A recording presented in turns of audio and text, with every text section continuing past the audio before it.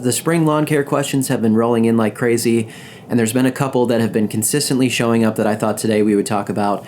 Has to do with seeding versus pre-emergent in the spring, or it also has to do with if you did a lawn renovation in the fall. Should you use pre-emergent in the spring this year, or should you have another strategy going into the season? Let's touch on both of those right now. So when it comes to spring and seeding a cool season lawn versus using a pre-emergent and doing that other seeding work in the fall, this is an age-old question. It's something that if you've been thinking about this spring, you're definitely not alone. One of the things that you have to remember is that if you want to use a pre-emergent in the spring, you cannot do your seeding. This would be your traditional pre-emergent, something like prodiamine, dithiopyr, or maybe Scott's Halt's pendimethalin that you might see in the store. So if you put those down in the spring to prevent crabgrass and other annual weeds from coming up, then you cannot do a seeding project because that product doesn't know the difference between those crabgrass seeds coming up and the actual seeds of the grass that you want to grow.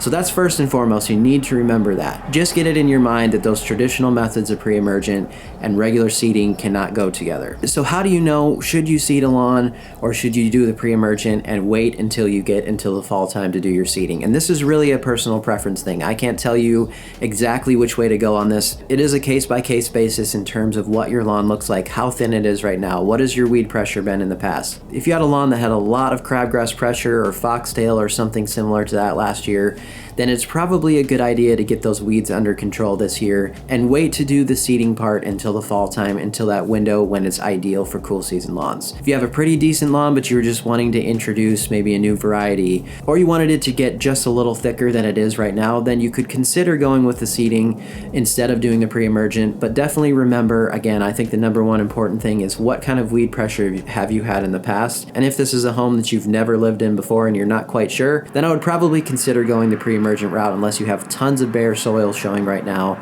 and you know that things are going to get muddy or that the lawn that is there just doesn't have much covering at all. That's a call that you're just going to have to make, but I want to reassure you that there are some strategies here if you decide to do a seeding, and I'm going to tell you those right now. So if you decide to do a seeding and you want to get some pre-emergent properties there, there's a starter fertilizer you can use in the granular form that is safe for seeding and will prevent some weeds at the time of applying that.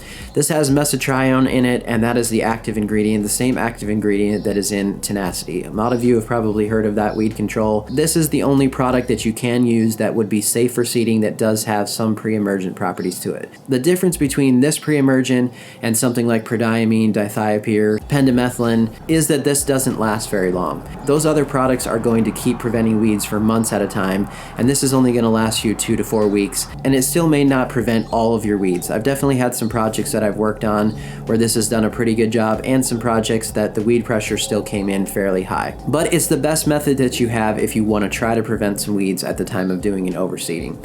So you can go with that starter fertilizer, or you can go with this in a sprayable form if you buy Tenacity or mesotrione, the generic version, and you can put this down at the time of seeding to try to prevent some things from coming up at that point. Then what you're going to do if you do decide to seed in the spring is be very vigilant with post-emergent control. Post-emergent simply means that the weeds have already emerged and you're going to spray them after they have emerged. This for a lot of us in the cool season zone would happen probably late May to early June, when you're going to start to see those very small crabgrass plants come up, or some other annual weeds like that. And what you need to do at this time is be sure that you're watching for this and get that post-emergent spray onto those weeds at that point. This can be a very effective method. This is what I did last year in a spring seeding project, and it worked very well as long as you target those weeds before they get too tall. If you get into July or they start to mature really heavily, it can be very difficult to get rid of them at that point. Do remember that something like crabgrass is an annual plant, and that means that it does die off every year. So it's not as though your project is completely ruined, even if you do have some crabgrass that shows up and it's hard to get rid of. But if you want to be on top of things, make sure you're watching for those early weeds to emerge and get control of them right away. So some of the products you could use at that moment would be one more round of Tenacity at that point, mixed with some quinclorac. Quinclorac has good control of crabgrass, but if you add that with another active ingredient, that will help even more. So now let's go to another scenario. Let's say you did a lawn renovation in the fall, things came in pretty well, the lawn looked pretty good before it went to sleep for the winter time. Now, should you put a pre-emergent on it right away in the spring, or should you let it mature pretty much a full year before you put pre-emergent on it? The reason that you might want to be concerned with this is that pre-emergent does have some root pruning properties to it, especially depending on the rates that you go. If you're using a higher rate of something like prodiamine, it can do some root pruning, and what that does is that it kind of sets the roots back a little bit, and especially if you have a new lawn lawn that already has roots that need to develop and mature more into the season, then it may be something that you want to consider not using a pre-emergent in the spring. So in this scenario, in my neighbor's yard across the street last year, we did not put any pre-emergent on it in the spring. It was seeded the fall before, and we were going to do a good job of making sure we take care of it, not doing anything to set it back in terms of damaging any of those roots. So that was the route that we went.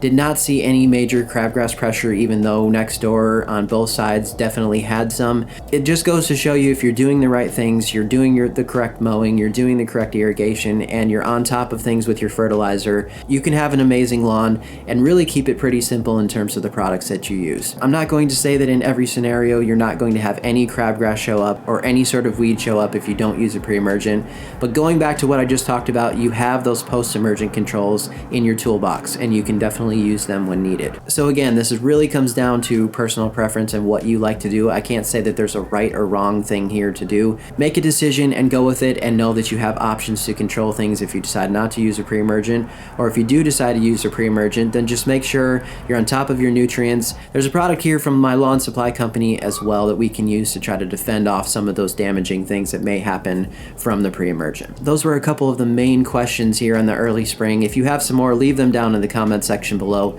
Thanks so much for watching today. We'll see you next time.